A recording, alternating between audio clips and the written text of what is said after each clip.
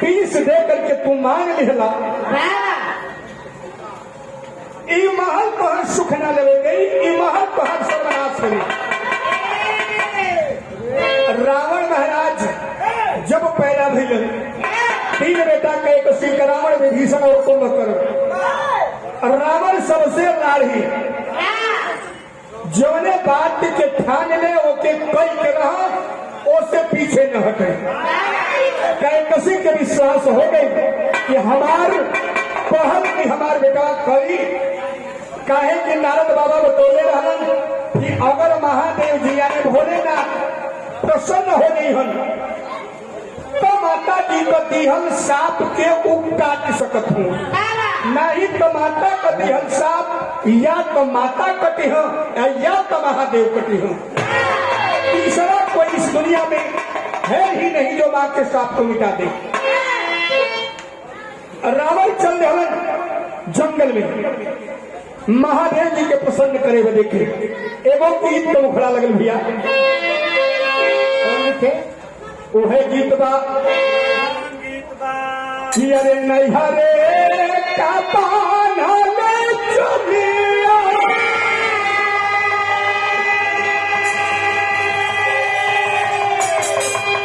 अरे नैहरे का पाना ले चलिया,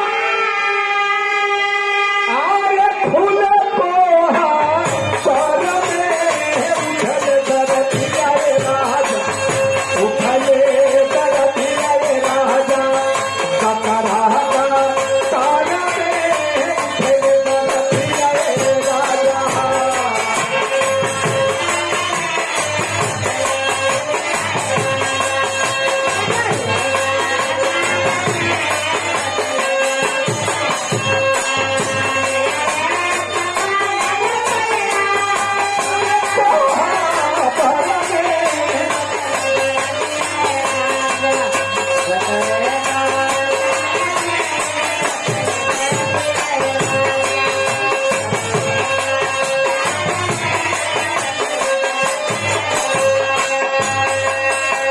बहादुर भैया सुअपुर की धरती से 21 रुपए और गौतम आयरन मिस्त्री 51 रुपए का शिवराज कखड़ा की धरती से।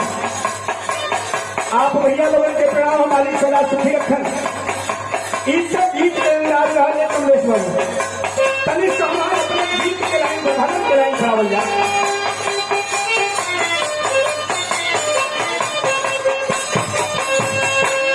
शिव के पूजनिया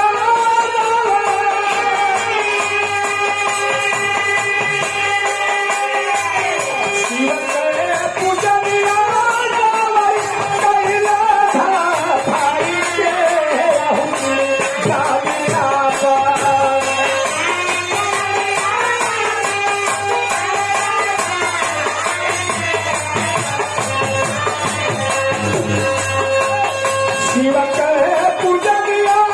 सावर कैला भाई के रहू दावे आपन न कहीं का काई के रहू दावे।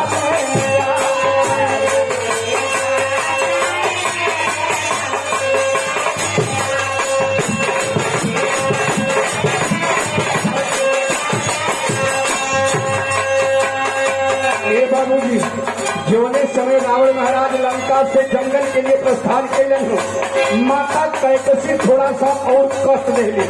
कैकसी को कहना रहा बेटा जब महादेव के प्रसन्न कर लिया तो महादेव के लेकर के तू लंका में आ जाएगा।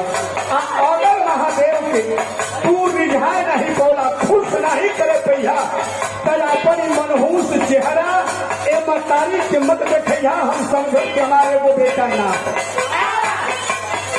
अगर बहादुर के कोई खार धरा दे तो बहादुर अपन गर्दन कटा देला।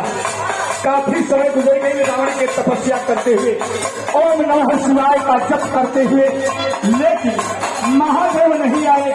माँ की बात याद आती है कि अगर महादेव नहीं आए तो मैं कैसे जाऊंगा, माँ को अपना चेहरा कैसे दिखाऊंगा, अपना गर्दन काट करके आहुति में डाल दूंगा, ना तो मैं जीवित रहूंगा और ना तो जाऊंगा।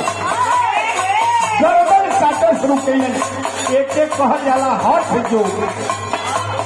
ये हठ योग पर उतरे रावण और जब गर्दन काट काट के चढ़ावे लगलन है, यह महादेव जी की स्थिति का बनत है।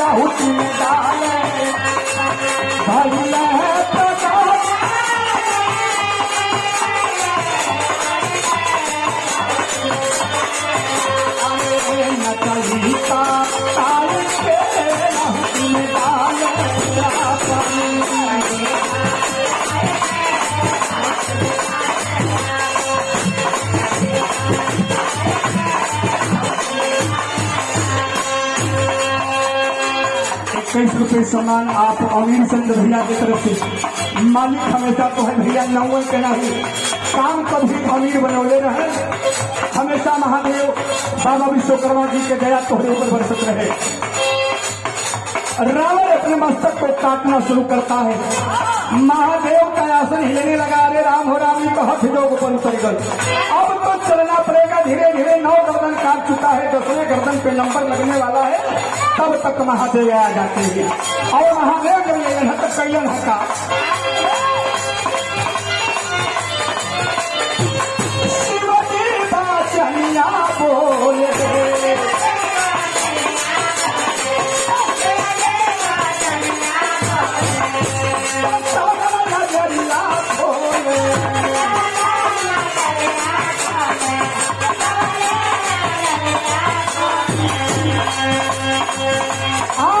शिवजी बाचनिया बोले